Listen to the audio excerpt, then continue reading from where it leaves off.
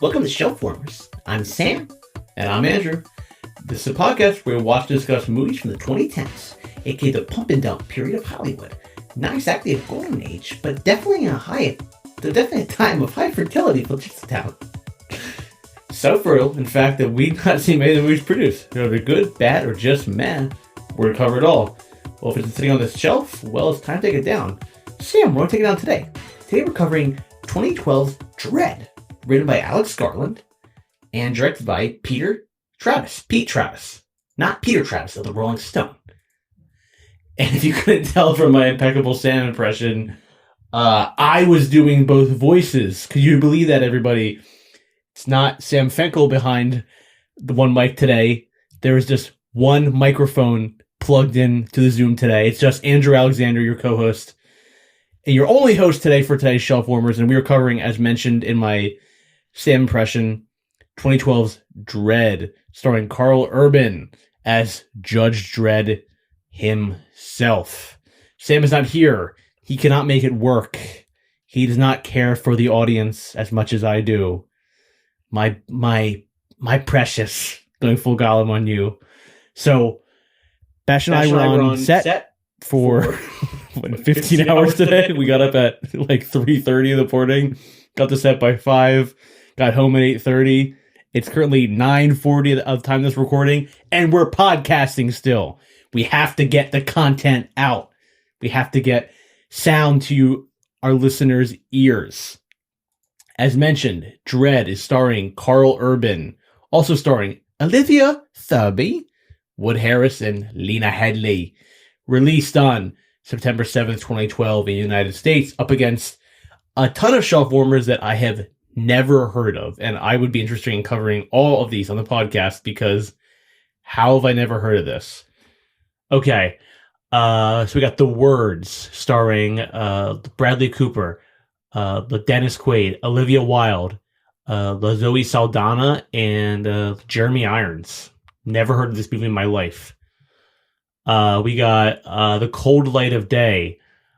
And that's starring Henry Cavill and Bruce Willis. And we got The Toys in the Attic, starring Carrie Elways, Joan Cusack, Forrest Whitaker, and The Bachelorette, starring Will Ferrell, Kirsten Dunst, Isla Fisher, and Leslie Headland, who I believe was the showrunner of The Acolyte, that Star Wars show. I didn't know she was an actress, but I guess she's in The Bachelorette, starring Will Ferrell, as a future shelf warmer for us to cover on the podcast. So, as mentioned before, it's a solo episode. This will probably not be as long as the normal episode of Shelf Warmers, but I assure you that it will still be silly. I will still go into tangents. I will still probably mispronounce a few words, but this is going to be a review, as usual, of Dredd. So, straightforward. I like this movie. I had a memory of seeing it while intoxicated. I thought we had watched it at college after like a night after the bar or something. I was incorrect. I had no loggings of this on my Letterboxd. I'd seen it before, I think. I could be thinking of The Raid, because they are two very similar movies. The Garrett Evans film, The Raid, or The Raid 2, which also is still very similar to Dredd. That's actually kind of a funny thing with this movie. There's a fantastic podcast called The Going Rogue, which covers movies that had, let's say, a troubled history or a troubled shoot, whatever it is. And it's a fantastic episode on Dredd, where they kind of get into the fact that this came out at the same time as The Raid and was bought at the same time as The Raid, and it got pushed back, I believe, by a couple months because The Raid had come out and had been such a hit that they did not want people to think that they just, ripped off The Raid. Even though I think this actually shot first and was kind of in development hell for a little bit, because the Alex Garland, who we now know from many films such as Men, The Civil War, Ex Machina, Annihilation, as covered in the podcast. This is kind of his first movie he directed. So as mentioned earlier, Pete Travers, he's the credited director on this. He's kind of not the actual director. It's kind of the Toby Hooper who was the credit for Poltergeist, but in reality, people say that it was Steven Spielberg who directed that movie. It's the same situation. This was gonna be the first film that he directed. Just didn't happen. He slowly started to take over the director's chair on set, and I believe he took over completely for the reshoots of this movie. So Alex Garland is kind of the unofficial man behind this film, and he talks a lot about how this was the movie that kind of cut his teeth and inspired him to direct. After just being a writer at this point, he was mainly known 28 years later.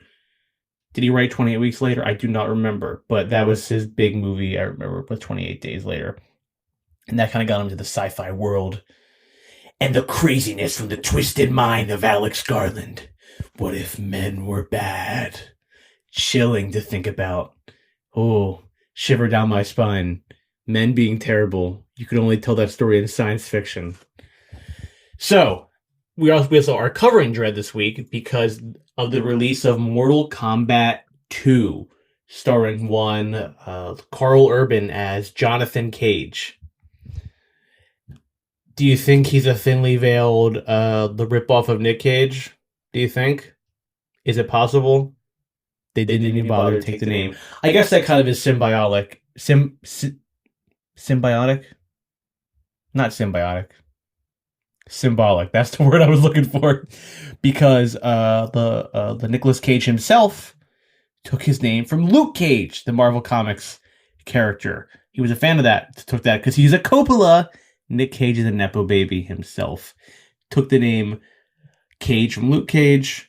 And Johnny Cage took that from Nicolas Cage. So I guess that's kind of the way the world works in threes. But I digress. Mortal Kombat 2 opening starring Karl Urban movie star? Question mark, question mark, question mark. To kind of give my quick thoughts on Karl Urban, I thought he was 5'8". Turns out he's 6'1". That was surprising to me. Not that he has short guy energy, but he kind of has short guy energy, right? Like, he doesn't really feel tall. Like, in the way you see, like Keanu Reeves, another man with beard and brown hair. He has tall energy. You see him, you think, that guy could hit his head on a doorway. Karl Urban, you think he would just glide right through a doorway. No second thoughts about it. But 6'1", he's a big guy. This is actually the second film we have covered from Karl Urban on the podcast, as he was Bones, damn it, Jim, in Star Trek Beyond. So welcoming him to the two-timer Shelf Warmers Club, Karl Urban. Congratulations, sir. You had 2 movies with no cultural impact in the 2010s.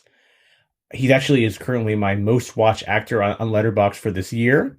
Fun fact, because I just rewatched the Lord of the Rings trilogy, which he is in as nephew of the One King.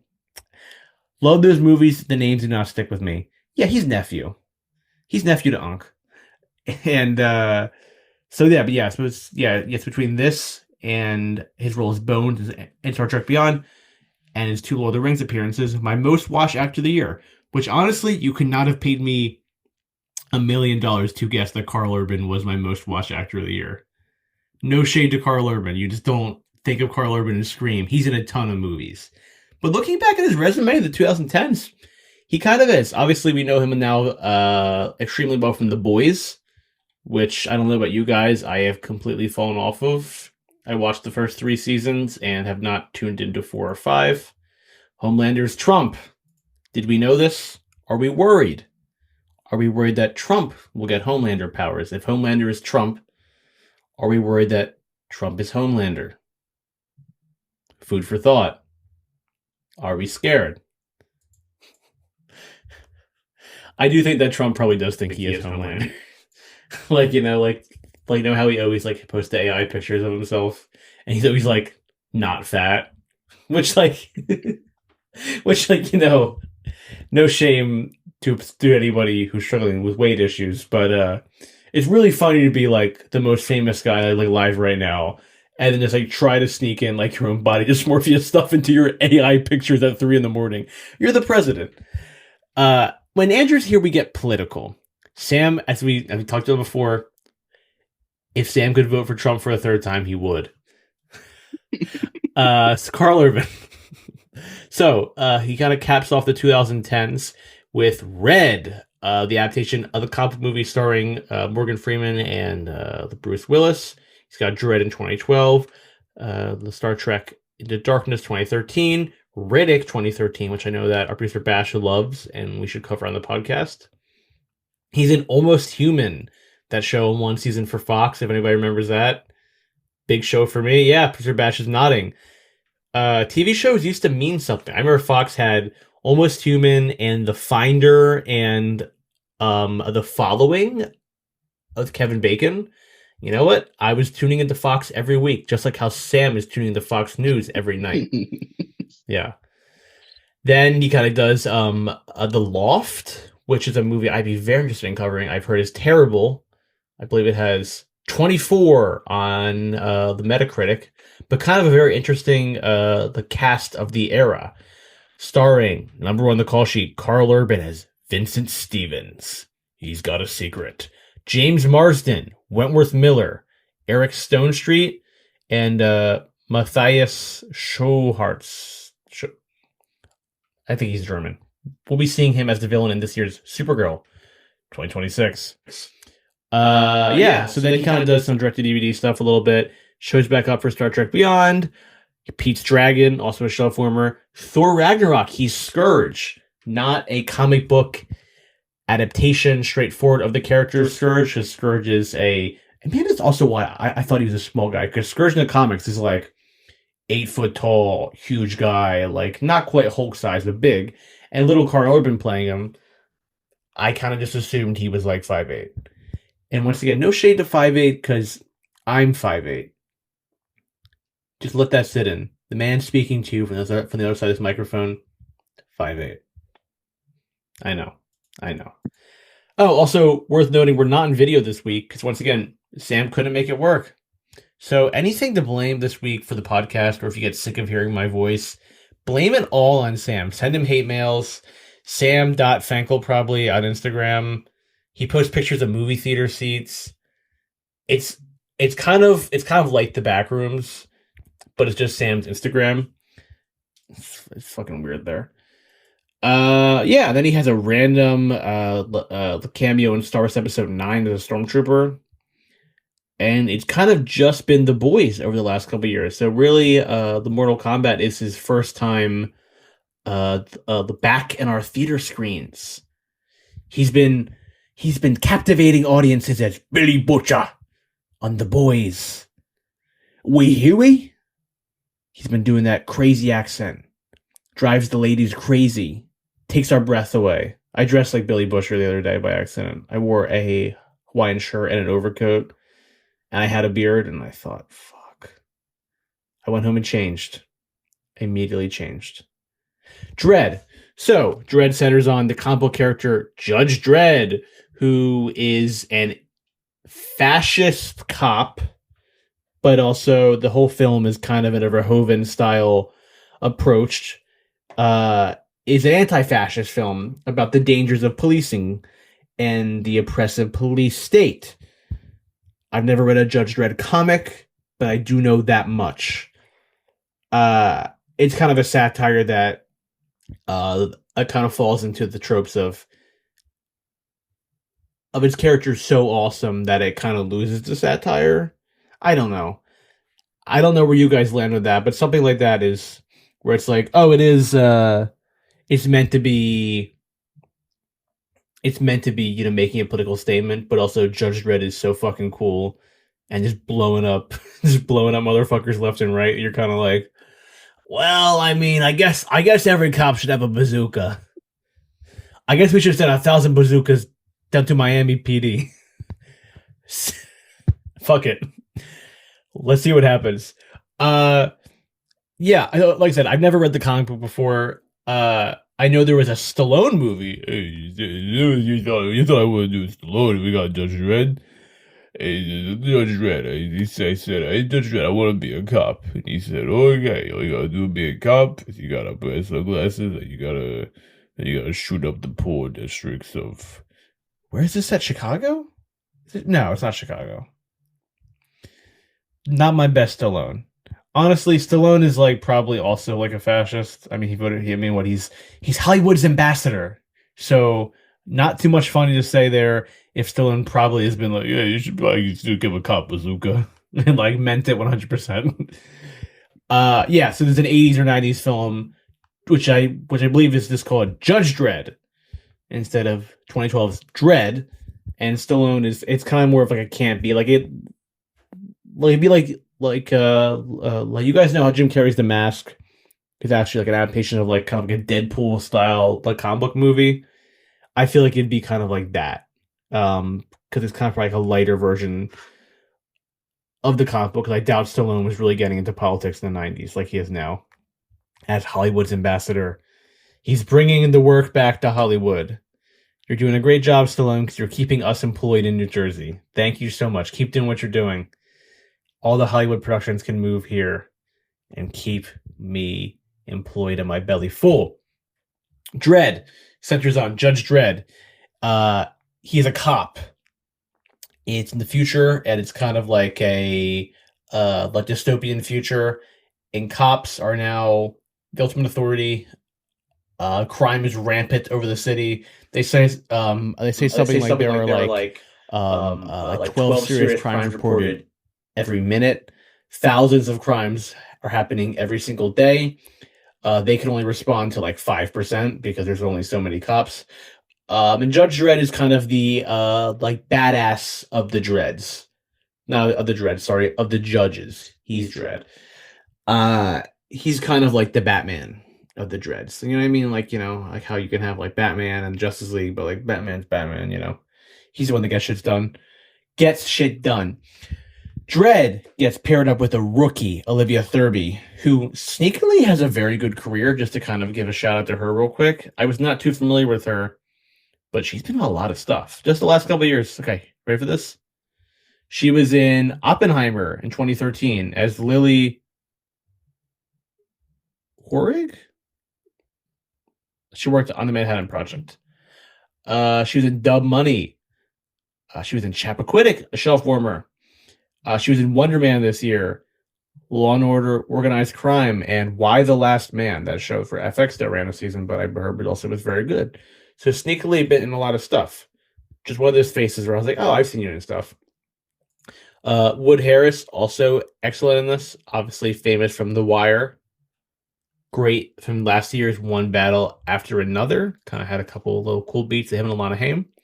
And Lena Headey, who many would know from Game of Thrones. I'm honestly not too familiar with her. I've watched like 2 episodes of Game of Thrones. Just saw her though in the Bob Odenkirk flick, Normal, which she was very solid in. Just had a couple good scenes, but I like her. I like this whole cast. Back to the plot real quick. So Dredd is teamed up with this young rookie, Olivia Thirby, who's playing the character of Cassandra, and she's a psychic. I don't know if this is really a big thing in the Dredd like comics. I don't know if it's like she's a Professor X style psychic where like that's just kind of like commonplace, but also she's a freak. It's never really delved into the or just kind of like, you know, like I think there's kind of a stink to her a little bit, like a psychic, but she's actually a psychic and she's very talented and very powerful. I said she's very talented, like she can sing. She's a very talented psychic.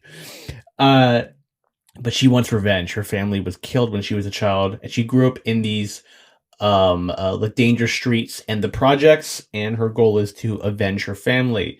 She's failed out of the academy several times, but because of the psychic ability, they're giving her one more shot. They're setting her out with the best of the best, Dredd. And from there on, it's pretty straightforward. There is a triple homicide inside one of these huge buildings in the project. There's like several of these apartment buildings that are like 80 floors, 80 floors high. 96% of it like is unemployed people, and they're doing drugs, and they're going up to crazy shit in there. And just kind of on a whim, they go after this triple homicide and meet what is Lena Headey's exact character's name? Mama Madrigal? Is that what her name is? Why wasn't the same right? Madeline, the Mama. Yeah, they kind of just call her the Mama throughout. and she is a drug kingpin, women in STEM, and she is ruling over this kind of area. She has like complete control over the whole building, thanks to Domhnall Gleeson as her computer guy, a young performance by him. Love that guy. Kind of confused what he's been up to. I guess the Star Wars trilogy hurt a lot of people's careers. I mean, like, where's John Boyega? Where is Daisy Ridley? The Oscar Isaac now streaming season 2 of Beef. Him and I got beef, honestly, because like, what is he doing? Fantastic in The Most Violent Year. Really good in Star Wars, honestly. But now he's doing Moon Knight and Beef. Just limited series on streamers. I guess in this day and age, that is how you survive as an actor. 8-episode little shows on Netflix. But Domhnall Gleeson, yeah, he's on The Paper right now. It's like, I really didn't think you would... I didn't know where his career was going, but I did not think it would be a spin-off of The Office. Him and Oscar Nunez finally together on the screen, like we've been waiting for. Question for the audience. Would you rather get shot in the head or get a paper cut?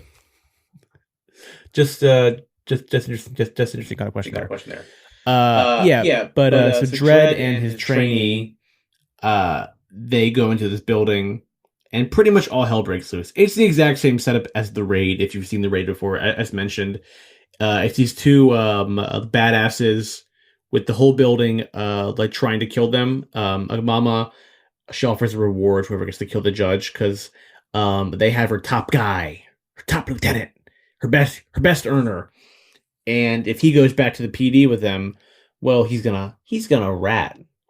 He's gonna speak like a parrot. He's gonna sing like a bird. And she wants them killed so she can prevent that. So everybody and their mother, literally, many mothers die in this movie, are trying to kill Dredd. And you know what? He's an immovable object, unstoppable force, because, as they say, this movie, within the first, 5 minutes of him being there, he kills, 35 guys. Including this kind of dorky guy with the ginger beard who gets executed by Olivia Thirby's Cassandra, and then we meet his girlfriend, and then she realizes that she just executed style her baby daddy, and she doesn't say anything to her. So it is grappling with the violence like that police do, and I think Alex Garland's script is very tight. It also makes light of the fact that later in the movie, as they get closer and closer to the top, they send in some corrupt judges. It's a squadron of 4 who are there to kill Judge Dredd for $1 million. And I gotta tell you, spoiler alert, they fail because he's Judge Dredd.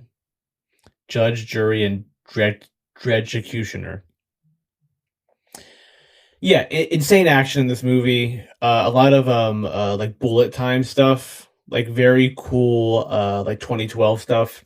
Oh, also kind of don't you guys miss having Sam here? Because I miss having Sam here. How long have I been talking for? This is great. 26 minutes straight. Jesus Christ. Let's hope I don't go for an hour. But it's usually fun to have somebody to bounce off back and forth with these. It gives me more time to riff when he's like, yeah, and so the drug of this movie is called slow-mo. A little bit uninspired if you ask me. You know what I mean? Weed, cocaine, fentanyl. I guess that's just what they're called. But slow-mo, come on. Call it well, folks, I was gonna have to think of an insane word there, but the first word that came in my head was wiener. So call it wiener. So slow-mo is it is new drug hitting the market, which is a mama the specialty, and they realize that they're manufacturing this new drug at the top floor. So that's kind of their objective. So they want to go up and get her, and they also want to stop the distribution and production of this drug that is plaguing this city. Honestly, very hard on drug users. Not that like drug users are bad, but a lot of times it's people suffering from addiction, which I guess once again is falling into the satire of this, where it's like Dredd, as he walks into the building, he sees a homeless guy, and he's like, "You better be back," or he's like, you better be gone by the time we're back, buddy," which is like a joke because he's a homeless guy, but also it's like Dredd's authority is misguided. You know, everybody, when everybody's a criminal, everybody's a threat, everybody is the enemy, which is not the correct way to police, if you ask me.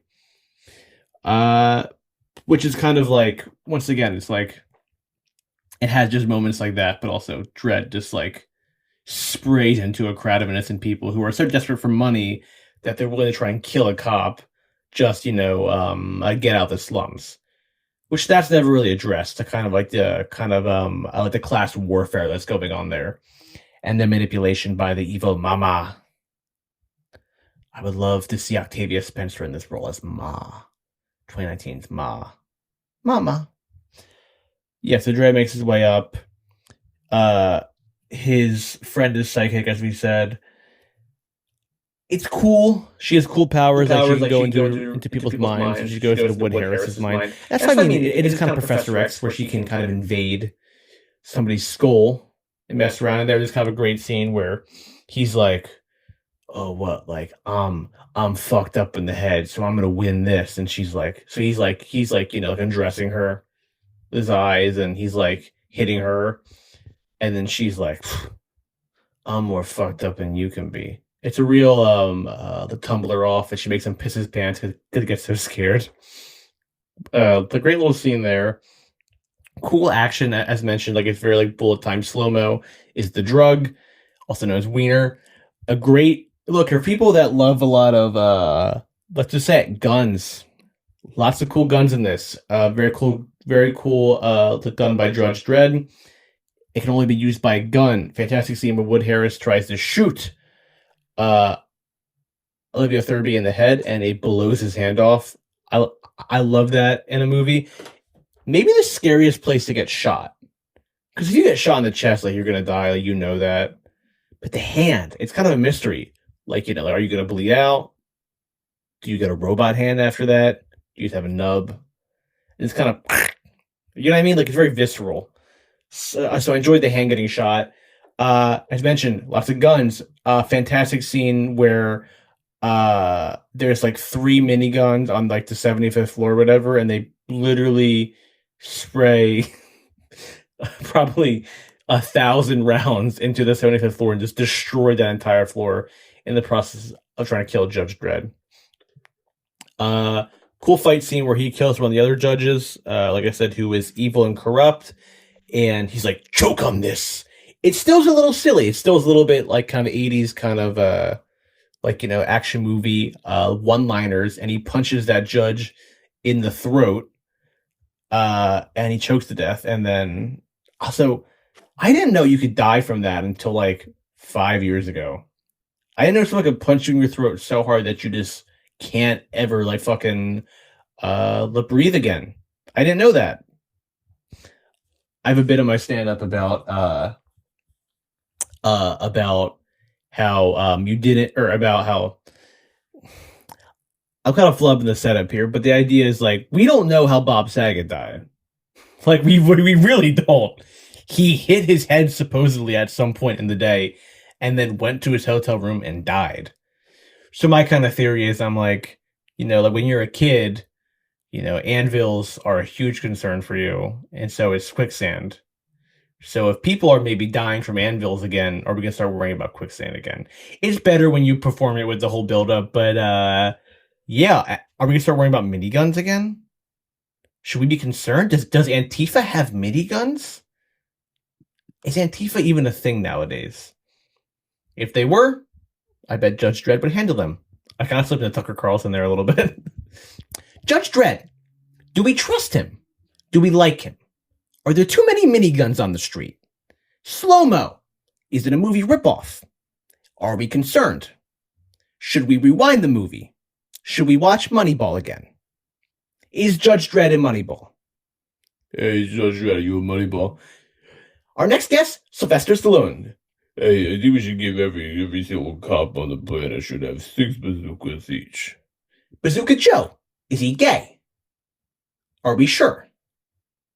Bazooka Joe. Judge Dredd. Is he bisexual? Just letting you sit with that. Yeah, it feels weird to just kind of regurgitate the plot of Judge Dredd without anyone to be like, yeah, that was a cool moment. But it's a cool movie.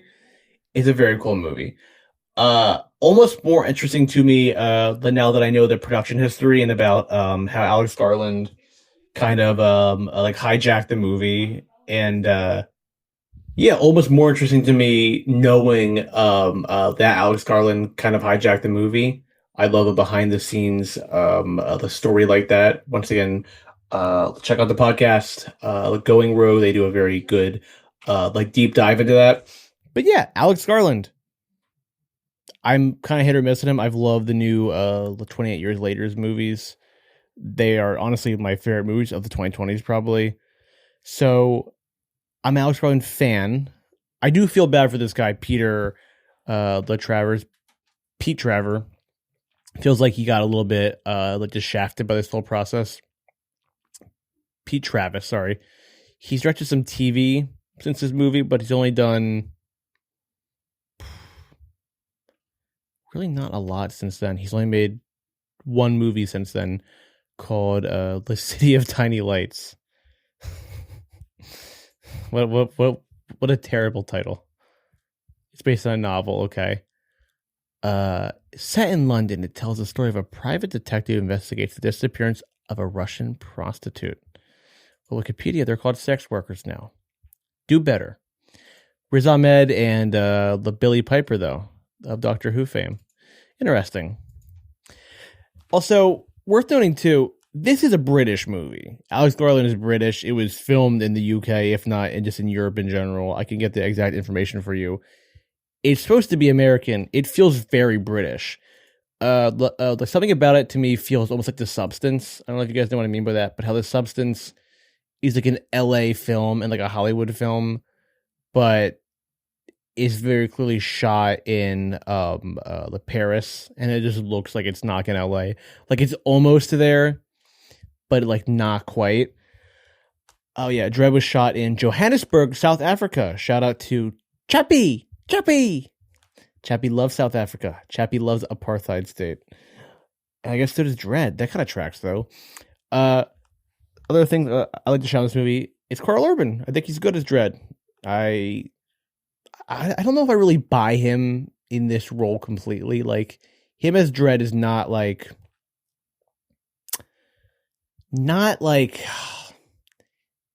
he's good in it, but I guess how do I vocalize this about Karl Urban? I like him in more of the character acty roles, like him as Scourge, which is not like obviously a character actor role because it's a comic book movie, but he gets to be a little more silly. I love him as Bones. I think he gets to play that part really well and have a lot of fun with that. And I guess this is kind of a one-note character, and not that he's the worst actor in the world, but I would have preferred somebody with a little bit more like gravitas, maybe. I don't know, maybe like a Christian Bale could do this role a little bit better, maybe. I don't know. It's food for thought. Something doesn't fully click for me with his performance, though. Like, he's good, but it's not like a standout performance, and you would think for a movie named Dredd, that Dredd would really be the one who pops. But if anything, kind of love Olivia Thirlby in this. She's great. Very fun presence. Yeah, he kills Lena Headey. He's actually pretty awesome. She has like a bomb thing like wired to her that she dies, and the whole building blows up, and he's just like, fuck it. Because he thinks that the receiver like will not be able to work if she's thrown out of the building instead of in, whatever. Either way, for somehow it doesn't go off, and he throws her off the balcony and gets her high on her own supply, and she falls like 80 stories and dies, like just like how she killed the three guys in the opening of the movie. Also cool stuff to note too, like stuff like her entrance, where she's kind of high in the bathtub, hitting some fat O's through her vape cloud. That was a reshoot. They just kind of wanted a more interesting, like introduction for her, to Alex Garland, while he was in the director's chair. Added that in, and honestly, a pretty cool way to introduce the villain in this movie. She's she's fun. Great practical sets in this thing. Like for the budget, it cost about $40 million, 30 to 45 million of the budget, made about 42 million. Which honestly, if it came out today, that'd be a hit by our standards now. Like anything that makes more than like 25 million is a hit now. But the sets look really good. I mean, I think they probably were pretty like thrifty. Like if I had to guess, because it's this one the really tall apartment building, they reused a lot of sets. They make it look good. Honestly, I was like, they made it work. They absolutely made it work. They do a lot with a small budget. Like think about this. This cost as much as like This Is the End, the Seth Rogen movie. So that's insane. Yeah, that's kind of my final thoughts on Dredd. Like great like costume design. Honestly, like I don't know. It's not one that I go back to a lot. As I said, I've seen it before. It's never been one that has like stuck out to me in such a way that I'm like, oh, Dredd's awesome. Like, you know, and I'm gonna recommend a movie for Andrew Slate that is kind of maybe the better version of this. I'll leave it up to you guys. But it was at this moment Andrew's Zoom recorder passed away, and it's really sad to think about, but it died. And the second file, once Andrew realized it was dead, was slightly corrupted. So the remainder of the episode will be with a Zoom meeting audio, but with Andrew's mic still hooked into the Zoom meeting. But yeah, not Andrew anymore. Sam here editing Dredd, even though I didn't watch it. And I just want to say Andrew's doing a great job alone. You know, like I don't even know if I need to come back necessarily, but I will be back next week. We will be celebrating 1 year of Shelf Warmers, so please send us your voice memos. We want to hear you speak to us. Give us questions, give us suggestions, tell us your favorite shelf warmer. Tell us a shelf warmer you want to see on the pod, and maybe we'll do it. Who knows? But yeah, come out next week and celebrate with us. We will be back on video.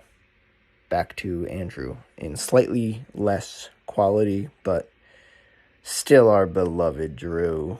Dredd Drew. yeah, I love a lot of action movies, and this has not been one that has been on repeat, or one that I'm like, guys, you have to see Dredd. But I do understand the cult status of it, and I do appreciate it, and I it's cool that it kind of was what launched Alex Garland into maybe my consciousness. I feel like I didn't really know who he was before this. Maybe like this next Machina. Oh shit! Why did my Zoom turn off? Fuck! Did it die? Oh no! Oh, I'm sorry, man. I thought it was charged. But to kind of give my quick final thoughts, a slate for you guys, because I'm just that kind. Andrew Slate. I don't know if you have a theme for that, Sam, but if you do, drop it in for me, baby, please. Andrew Slate. You know we got Andrew Slate this week. One time only, never again. Where can I find other movies like that? Probably not as good picks as Sammy Slate. Number 1, The Raid 2, Gareth Evans. Awesome action movie. Truly just an incredible action movie, if you're not from The Raid 2. Just like have fun and see The Raid 2, because it is like the best action movie of all time, baby. Number 2, 28 years later, The Bone Temple, to kind of go on to the Alex Garland train. Maybe my favorite movie of the 2020s. Written by Alex Garland, an incredible look on humanity, love, loss, death, just so, and the best Ray Fiennes performance you could ever hope for. And three, to keep up with the Stallone theme, Demolition Man, 90s sci-fi, Stallone, Wesley Snipes, awesome freaking movie. Silly, fun 80s action. Love it. Sorry, 90s action. Can't go wrong with that. Yeah, so that was my thoughts on Dredd. The hypothetical for myself is, Andrew, picture this. You are getting high off slow-mo in your low-income apartment in Mega City 1. Is that? Yeah, it's Mega City 1. I was thinking of F1, not F1. I was thinking of Captain Falcon of Smash Bros. Imagine a Dragon Falcon punch. Oh, that'd be awesome, ladies and gentlemen. Plain and simple. I would imagine he goes, "Hey, Falcon punches Mario." I guess, guys, I'm losing steam. It's late. I've been up since 4 a.m. Imagine this. You're getting high off slow-mo, and someone says, "Should we watch Dredd?" And you go, "I'd rather go out and kill that judge who's raiding our apartment building." Do I go out and hunt down Judge Dredd and kill him with 3 miniguns? Or do I sit down and take a puff of my inhaler filled with chemicals and watch Dredd? I'm taking Dredd off the shelf. Like I said, never been my go-to movie, but I enjoyed it. I did enjoy it. I watched it on a Tuesday morning in bed after coming off a job, so I was tired. Woke up, ripped Dredd immediately. You know what? Not a bad way to watch it. Easy breezy Tuesday morning, beautiful. Closed the curtains. Did not want to get that vitamin C. Want to get that vitamin D. Dredd. And I enjoyed myself. Like I said, it's never one. I doubt I'll go back to this one a lot. I think it falls sometimes in its attempt to do the poignant satire. It sacrifices that for the badass action, which, you know what? Fair sacrifice at time. It's not quite a Starship Troopers or a Total Recall and the Prime, the Paul Verhoeven, you know. But yeah, it's good. Solid little flick. We got us Annihilation and Ex Machina and, well, men. Men! Ever get us men? Have I done a Trump impression on the podcast? I don't know.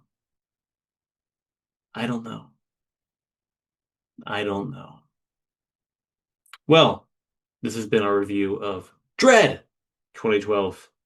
I've been Andrew without Sam. As usual, like, subscribe, comment, do whatever you can do. Send us movies. Oh, we're doing our 1 year anniversary special next week. So if you have any like comments or thoughts or suggestions, post it on Instagram, shelfwarmers.podcast. If you can text it to us, if you have our number, you can email us. Reach out in some way. We would love to play voice memos, voicemails, read your messages live. Not live, we're not radio. Radio's back though in a big way, if you can believe it. And yeah, so thank you. Thank you to Sam for messing this up and making me talk for 45 minutes straight after being up for, well, almost 24 hours. Not almost 24 hours. See, I can't even count. That's how tired I am. But yeah, make sure that you thank Sam in the comments for doing the bare minimum. Who knows? Who knows what he'll do? That guy's kind of a rogue. Yeah, so thank you for tuning in, everybody. We'll be back next week on video, 1 year anniversary special with both hosts. Thank you for listening. We love you. I love you. Bye. Thank you for listening to Shelf Warmers. If you have suggestions for films to take off the shelf, make sure to follow us at shelfwarmers.podcast or email us at shelfwarmerspod@gmail.com. New episodes out every Friday.